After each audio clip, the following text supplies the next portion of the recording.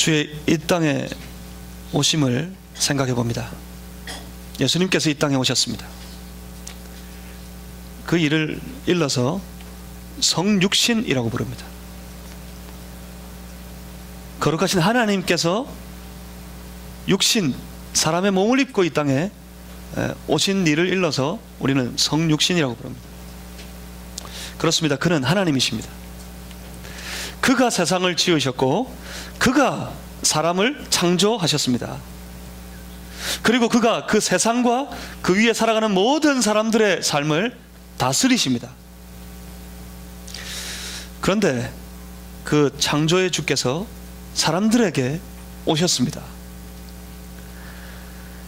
오실 때 그는 사람이 되셔서, 완벽한 사람이 되셔서 사람들의 인생에 오셨습니다. 자기 백성들을 사랑하셨기 때문이랍니다. 사랑하는 자기 백성들을 그들의 죄에서 구원하시기 위해서 이 땅에 오셨답니다. 그러니 결국 사랑하는 자기 백성들, 그들이 죄악 가운데 죽어 그 사망의 그늘 아래서 신음하며 살아가는 것들을 그저 보지 못하셔서 그는 그들을 구원하시기 위해 친히 직접 사람이 되셔서 인간들의 세상에, 자기 백성들의 세계에 찾아오셨다는 말입니다. 그 세계가 너무 다릅니다. 세계가 다른 것을 여러분 한 번씩 경험해 보셨습니까? 한 번씩 조금 잘 사는 사람들, 조금 높은 사람들이 그렇지 못한 사람들을 아주 비하해서 하는 말들을 해서 온 나라에 공분을 사고 큰 화제가 되고 뉴스거리가 되고 하는 일들을 우리는 종종 겪습니다. 그 예가 뭐 아주 많지만 몇 가지로 들면, 몇 해 전에 구의역 열차 사고가 있고 난 이후에 그 일들을 두고 한 교육부 정책기획관이었던 나향욱이라는 사람이 했던 말이 있습니다. 자기 자식의 일처럼 생각하라 하는 말들이 회자되자 그가 하는 말이, 어떻게 내 자식의 일처럼 생각할 수 있나? 그랬습니다. 그리고 하는 말이, 민중은 개, 돼지로 보고 그들은 먹고 살게만 해주면 된다. 그 사람이 그랬습니다. 신분제를 아주 공고하게 해야 된다. 그런 말을 해서 온 나라에 공분을 샀습니다. 그런가 하면 이전에 어떤 정신 얼빠진 연예인 하나가, 제가 이 사람을 보면 거의 저도 사람으로 잘 안 느껴지기 때문에 최근에 또 재판받고 있는 중이어서 화제가 되는 인물이기도 합니다. 그래서 실명을 밝힐 수 있을 것 같아요. 김민희 씨. 이 사람들이 일반인들을 보고 평민들이라고 그랬어요. 그래서 온 나라에 아주 공분을 사기도 했습니다. 최근의 예로는 최순실 씨 사건이 있었을 때 그의 딸이 했던 말입니다. 딸이 그 페이스북에 글을 올려서 자꾸 이제 자기 욕하고 그러니까 올려서 하는 말이 그랬습니다. 능력이 없으면 니네 부모들이나 욕해라. 니네 부모들이나 원망해라. 돈도 실력이다. 그래서 온 나라 사람들이 아주 막 그치지 못하는 분노를 일으켰던 적이 있습니다. 일면 이해가 됩니다. 돈이 권력이 된 세상이니까. 돈이 권력이 되어버린 세상에서 그만큼 가진 자들이 가지지 못한 자들을 멸시하는 그 모습을 보여주는 전형적인 모습이기 때문에 이해가 될 만도 합니다. 사실 노는 물이 틀려요, 그 사람들하고. 여러분 재벌들 어떻게 사시는지 아세요? 상상이 안 될걸요? 여러분들의 생각, 우리 평민들의 생각하고는 틀려요. 그 사람들의 눈에 볼 때 개돼지처럼 보일지도 모르겠습니다. 하루하루 먹고 사느라고 전전긍긍 바쁜 우리들 보면서 개돼지처럼 보일지도 모르겠습니다. 그 사람들은 노는 물이 틀려요. 마시는 물도 틀려요. 그리고 사는 동네도 틀립니다. 아세요? 자기들끼리 모여 살아요. 안 섞이려고 그래. 섞이기를 싫어합니다. 왜요? 그들만의 세계가 있어요. 그들만의 세계가. 그런데 가소롭습니다. 그런 말을 들을 때마다, 그런 사람들을 볼 때마다 참 가소롭고 불쌍한 마음이 듭니다. 기껏 자기 가진 돈이 인생의 전부인 사람들, 생명 없이 그저 보이는 세상에만 하염없이 그것을 붙잡고 살아가는 그 꼴이 참 불쌍합니다. 그런데 우리가 생각해 봐야 될 것이 있습니다. 정말 넘을 수 없는 차이가 있는 삶이 있습니다. 그 차이가 바로 하나님과 사람의 사이입니다. 사람과 사람 사이에도 구별이 있고 그 구별을 뛰어넘기가 좀처럼 쉽지 않은데, 하물며 사람을 창조하신 하나님은 어떻겠습니까? 창조의 세계와 피조의 세계의 차이입니다. 예수님께서 이 땅에 사람이 되어서 오신 것은 완벽하게 넘어설 수 없는 그 차이를, 그 세계를 뛰어넘어 오신 겁니다. 그러니까 예수님께는 세계가 무너진 거예요. 세계가, 예수님 안에서는 자기 세계가 완벽하게 다 무너져 버린 거였습니다. 청천벽력이라는 말로도 설명할 수 없는 아주 놀랍고 무서운 사건이 바로 하나님이신 그분이 완벽한 사람이 되어 우리에게 찾아오신 사건이었습니다. 인류 역사의 가장 놀랍고 인류 역사의 가장 무서운 기적 사건이 바로 성육신의 사건이었습니다. 하나님이신 그분이 사람이 되셨습니다. 하나님과 사람 사이의 구별이 사라져 버렸습니다. 예수 안에서.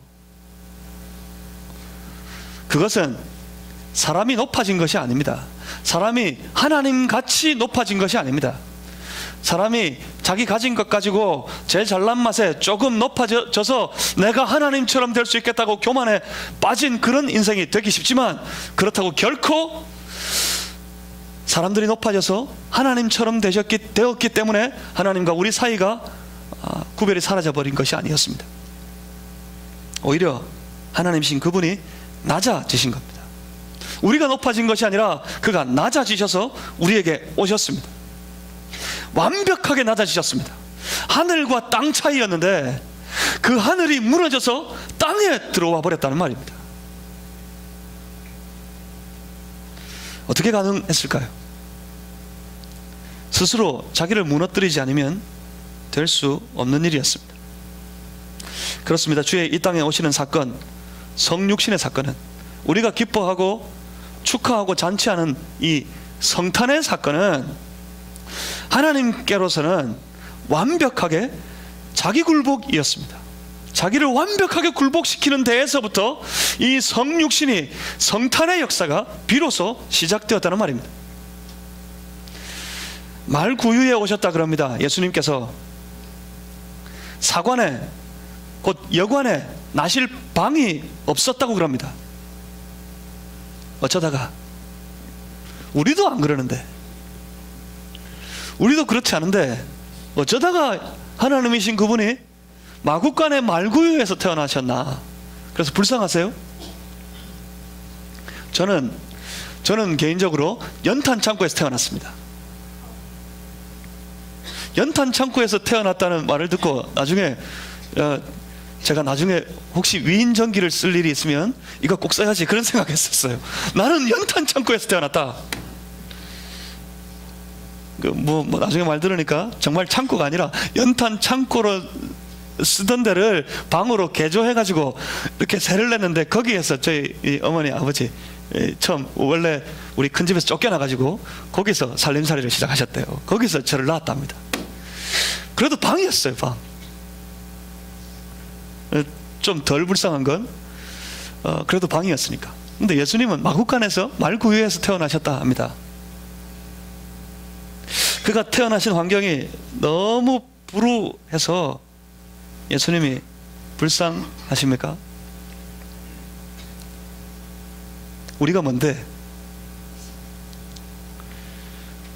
당신이 누구이기에, 우리가 무엇이라고 감히 하나님이신 그분을, 예수님을 불쌍하게 여길 수 있습니까? 여러분, 말구유는 불쌍한 게 아닙니다. 그가 사관에 누실 곳이 없었다는 것으로 예수님이 불쌍해지는 것이 아닙니다. 말구유 보면 뭘 생각해야 될까요? 말구유를 보면 나를 사랑하셨다 하신 주님, 나를 사랑하셔서 이 땅에 오신 주님, 그 주님이 나신 말구유를 보면 우리의 생각은 그를 불쌍히 여기는 것이 아니라 이렇게까지 낮아지셨나, 이렇게까지 완전히 자기를 낮추셨나, 이렇게까지 완벽하게 자기를 굴복시키셨나. 그 주님의 낮아지심을 생각해야 합니다. 하나님이 우리를 불쌍히 여기셨습니다. 주께서 우리가 불쌍하셔가지고 우리가 하나님을 불쌍히 여길 것이 아니라, 우리가 예수님을 불쌍히 여길 수 있는 것이 아니라, 주께서 우리가 불쌍하셔가지고 사망 가운데 그 죄악으로 인해 신음하며 살아가는 주의 백성들, 그들이 너무 불쌍하셔서 그는 낮아지셨습니다. 자기를 굴복시키셨습니다. 완벽하게 낮추셨습니다. 빌립보서 2장 6절에 이렇게 말씀합니다. 그는 근본 하나님의 본체시나 하나님과 동등됨을 취할 것으로 여기지 아니하셨다고요. 7절에는 이렇게 말씀합니다. 오히려 자기를 비워 종의 형체를 가지사 사람들과 같이 되셨다고. 8절에 말씀하시기를 사람의 모양으로 나타나사 자기를 낮추시고 죽기까지 복종하셨으니 곧 십자가에 죽으심이라. 먼저 그는 근본 하나님의 본체이십니다. 이 말씀은 그가 곧 하나님 자신이라는 말씀입니다. 성부와 성자는 구별됩니다.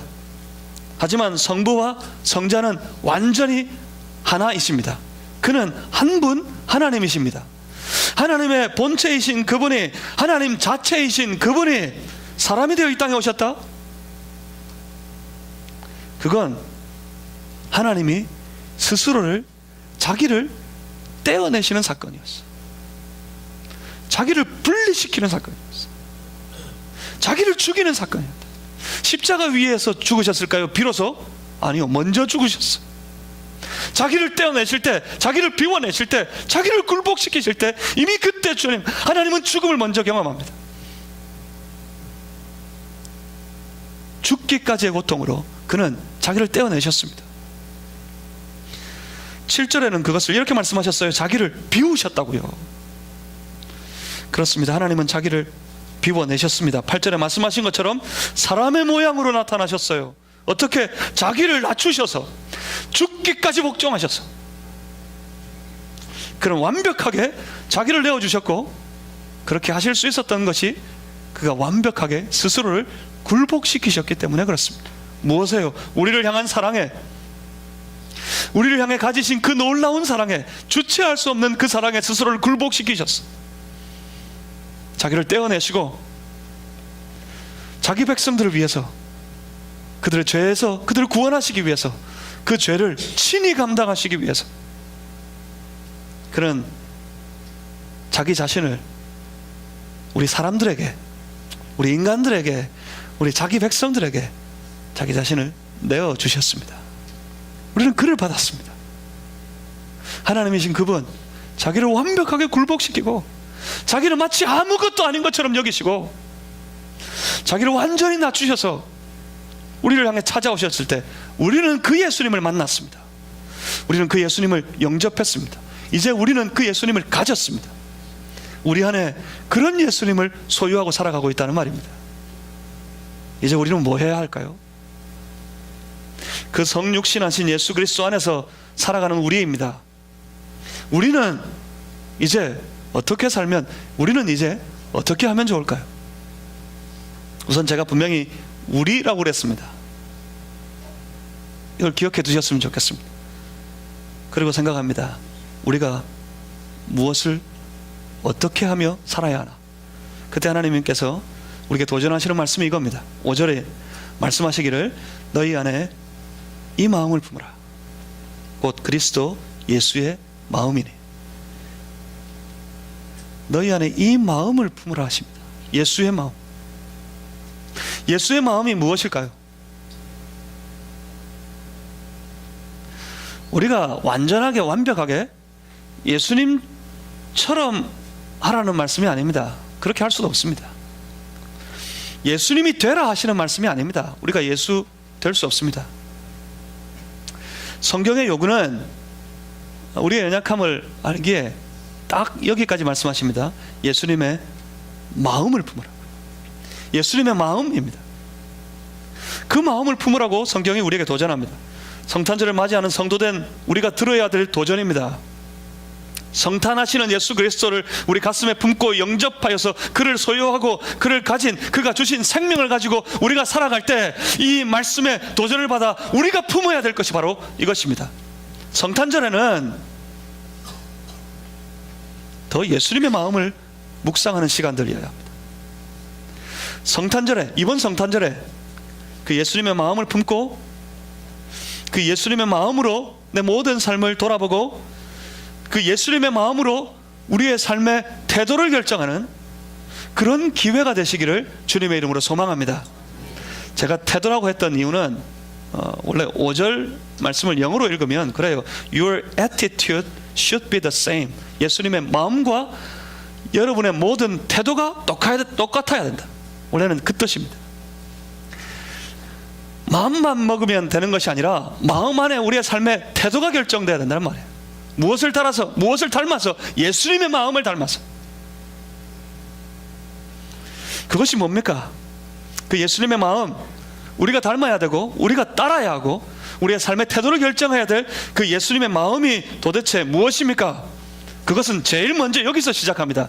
그것은 가장 먼저 자신을 완벽하게 굴복시키는 것에서부터 시작합니다. 오늘 이 거칠고 잘나빠진 세상을 살다 보니까 그 세상에, 그 잘난 세상에 익숙해져 있는 우리의 태도로는 좀처럼 낮아지기 어렵습니다. 좀처럼 스스로 굴복하기가 어렵습니다. 오히려 나타내려고 하고요, 오히려 높아지려고 합니다. 그래야만 살 수 있었으니까. 세상은 그래야만 살아갈 수 있으니까. 그런데 교회는, 여러분, 교회는 어떤 곳입니까? 교회는 어떤 곳이어야 합니까? 그 교회는 하나님의 자녀들이 예수님처럼 자기를 굴복시키는 곳이어야 합니다. 교회는 자기를 굴복시키는 것에서부터 시작됩니다. 비로소 교회가 시작됩니다. 자기를 낮추고 자기를 완벽하게 굴복시키는 것에서부터 비로소 교회라는 곳이 시작됩니다. 본문 1절에 이렇게 말씀합니다. 그러므로 그리스도 안에서 무슨 권면이나 사랑의 무슨 위로나 성령의 무슨 교제나 긍휼이나 자비가 있거든. 우선 오늘은 이 권면이, 위로가, 교제가, 긍휼과 자비가 무엇을 뜻하는지 이것 설명하려 하지 않겠습니다. 이전에 이 빌립보서 말씀을 제가 나눈 적이 있었기 때문에 그때 기억하실 거라고 믿고 잊어먹으신 분들은 다음 기회에 이것이 무엇을 의미하는지 뜻하는지 다시 한번 말씀을 나누기로 하고요. 지금은 그걸 설명하고 싶지 않습니다. 그런데 돌아봅니다. 예수님 안에서 모든 권면, 위로, 교제, 긍휼, 자비가 나타나는 현장, 거기가 어디일까요? 바로 거기가 바로 교회입니다. 교회. 그러니까 오늘 본문 이 1절의 말씀은 이렇게 되는 겁니다. 교회 안에서 신앙으로 섬김의 현장과 섬김의 기회를 만나게 될 때, 그러면 너희는 교회 안에서 우리의 신앙의 삶을 살아야 될 기회가 있을 때, 그 길을 만날 때 너희는 이라고 말씀하시는 겁니다. 그런 때 어떻게 하라고요? 우리가 신앙으로 교회 안에서 살아야 될 기회가 있을 그때 우리가 어떻게 하라고요? 본문 2절에 이렇게 말씀합니다. 마음을 같이 하라. 어떤 마음으로? 예수님의 마음으로. 마음을 같이 하라 합니다. 3절에는 말씀하시기를 아무 일에든지 다툼이나 허영으로 하지 말라. 오직 겸손한 마음으로 각각 자기보다 남을 낮게 여기라. 다툼이나 허영으로 하지 말랍니다. 여기서 다툼은 싸우는 것이 아닙니다. 다툼은 selfish ambition입니다. 이기적인 자기 욕망, 자기 욕심이에요. 그러니까 자기만 위하는 욕심이에요. 나만 좋으면 된다, 나만 잘 살면 된다, 나만 높아지면 된다, 나만 편안하면 된다, 나만 만족하면 된다. 아주 셀피시한 앰비션입니다. 자기 욕심. 그리고 허영은 vain conceit라고 헛된 자만이에요. 헛된 자만. 그러니까 자기 욕심과 헛된 자만심을 버려라 합니다. 사실 이건 놀라운 도전입니다. 이건 인간의 본성을 거스르는 말씀이에요. 인간의 본성이 어떻습니까? 인간이 어떤 존재입니까? 사람이 어떻습니까? 사람은 근본적으로 본능적으로 이기적인 존재예요. 자기만 좋으면 돼요. 자기만 높아지면 돼요. 자기 배만 부르면 돼요. 자기만 편안하면 돼요. 다른 거 아무리 어떻게 돼도 상관없습니다. 그리고 교만은요, 그게 바로 인간이에요. 자기가 높아지려는 그런 마음, 그게 인간이에요. 인간. 나향욱 씨, 김민희 씨, 정유라 씨, 이런 사람들, 여러분 별반 다른 사람들일 것 같으세요? 사실은 우리입니다. 우리가 똑같아요. 자기 좀 높다고, 야, 민중은 개돼지다, 그 사람 참 몹쓸 인간이다 싶지요? 근데 사실 우리가 그래요. 나 말고는 전부 개돼지야. 나 말고는 상관없어. 저 사람 어떻게 되든지 나만 좋으면 돼. 나만 배부르고 나만 등 따시면 돼요. 사실 우리입니다. 우리. 그게 사람들의 본능이고, 그리고 그것이 사람들의 본심이에요. 근데 그걸 거스르는 말씀이에요. 다툼이나 허영을 하지 마라. 이기적인 욕심이나 자기를 위한 욕심이나 헛된 자만심으로 살아가지 마라. 우리에게 우리의 본능을 향해서 주께서, 하나님의 말씀이 도전하시는 겁니다. 어떻게 할 수 있습니까? 자기를 굴복시키지 않으면 할 수 없는 일이에요. 다툼이나 허영으로 자기를 높이는 것, 자신의 높음을 나타내려는 행위들, 내가 이만큼 잘났는데 어디 감히 나에게, 어떻게 나보다도 더 하면서 혀를 타는 모든 일들을 버리고 포기하라고 말씀하십니다.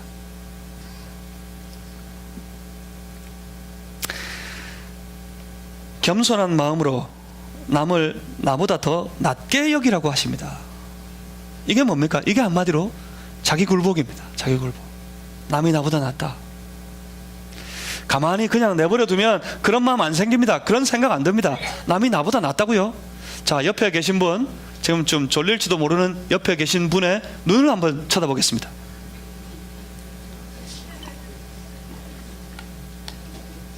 어떤 생각이 드세요? 그래도 내가 니보다는 조금 낫지, 그런 생각 안 드십니까? 그래도 내가 니보다는 조금 더 잘났지, 그런 생각 안 드세요? 가만히 내버려 두면 자동적으로 그런 생각이 듭니다. 내가 좀이라도 더 나아요. 내가 좀이라도 더 잘생겼고. 제일 앞에 계셔서, 저 우집사님이 잘생겼어요? 제가 잘생겼어요?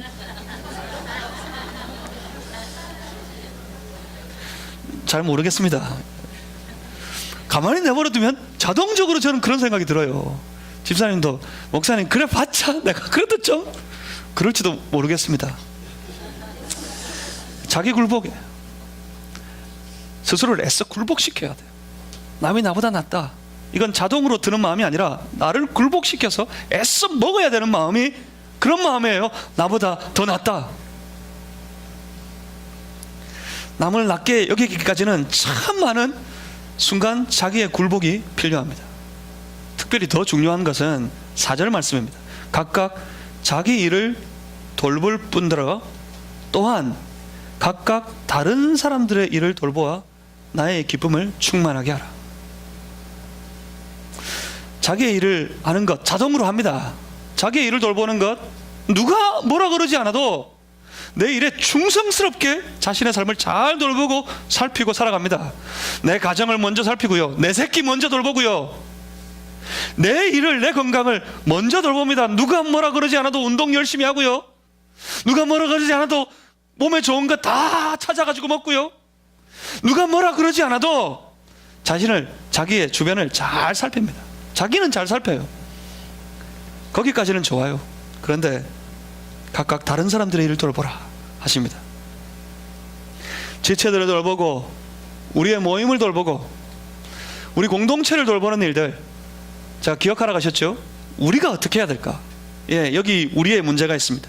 우리가 우리를 돌보는 일들을 하는 것, 그건 자기를 굴복시키지 않으면 절대로 할 수 없는 일입니다.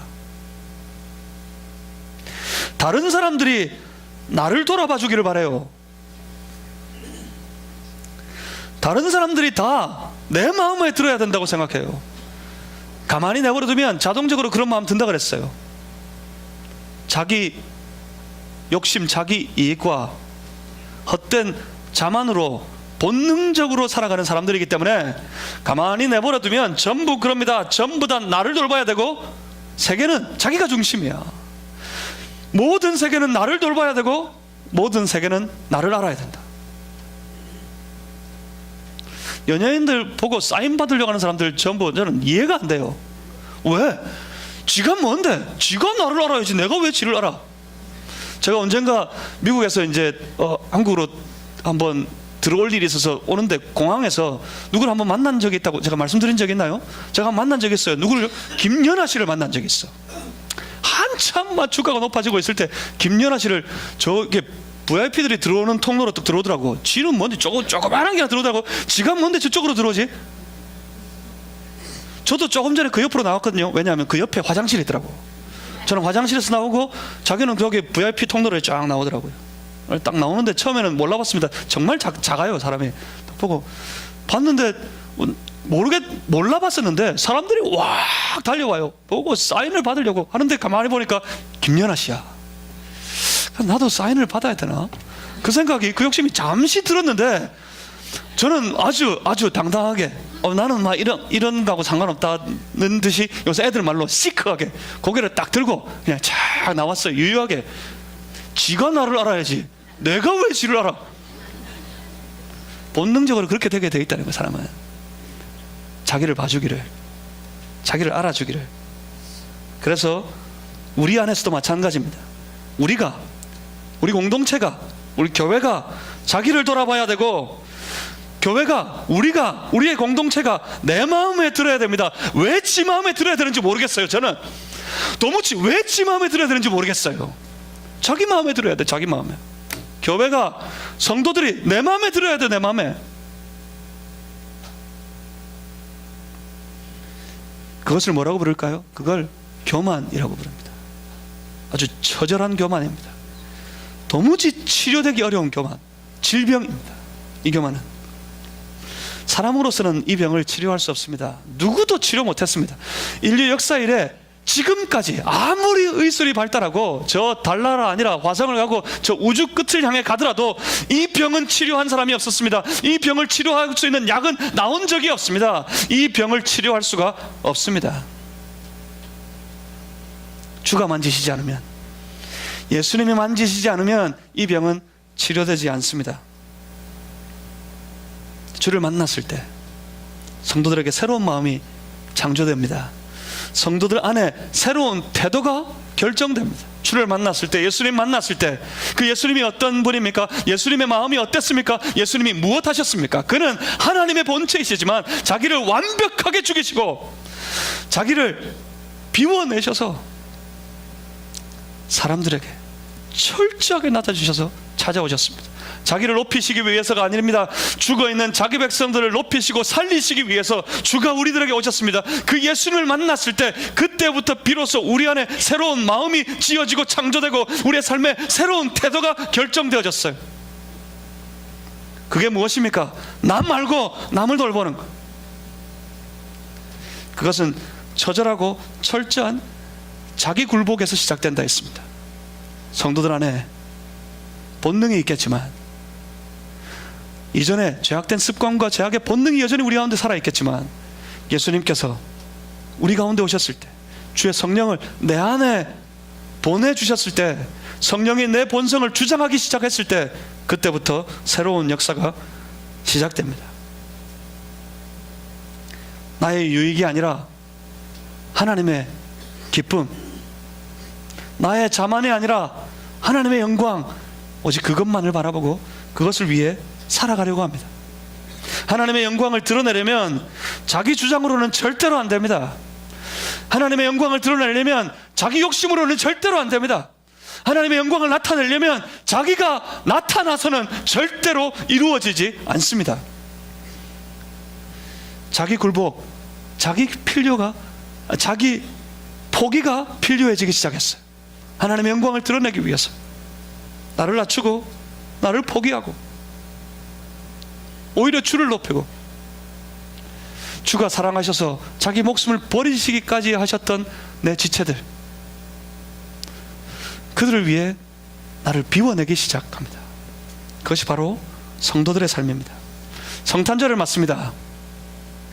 성탄절을 맞이하는 성도들의 삶의 태도가 바로 이런 것이어야 할 겁니다. 스스로를 굴복시키는 거 말입니다. 이번 성탄절에 뭐 하면 좋을까요? 이번 성탄절에 이번 날 슈퍼스타 늘사랑 대회 할 겁니다. 슈퍼스타 늘사랑 대회 하나님 앞에서 뭐 하는 걸까요? 자기를 뽐내는 거예요. 자기를. 하나님, 우리가 이만큼 할 수 있어요. 슈퍼스타 늘사랑 대회를 할 건데, 슈퍼스타 늘사랑 대회를 준비하겠지만 그것을 할 것이 아니라 먼저 연습해야 될 게 있습니다. 이번 성탄절에는 함께 연습했으면 좋겠습니다. 예수님의 마음을 우리가 함께 연습했으면 좋겠습니다. 이게 그냥 되는 일이 아니기 때문에 연습이 필요합니다. 하루하루 우리의 삶에 연습이 있어요. 예수님의 마음을 연습해야 합니다. 예수님의 마음 가지고 우리의 삶의 태도를 조금씩 세워갈 수 있어야 됩니다. 그게 무엇이었습니까? 자기 굴복이에요. 자기를 낮추고 자기를 굴복시키고 자기를 포기시키는 일들을 연습하셔야 합니다. 자기를 완벽하게 굴복시키는 그 자리까지 나아가기 위해서, 지금은 그렇지 못하지만, 아직은 그렇게 되지 않지만, 지금 그 자리까지 나아가기 위해서 철저하게, 처절하게 애써서 연습하는 여러분들이 다 되시기를 주님의 이름으로 소망합니다.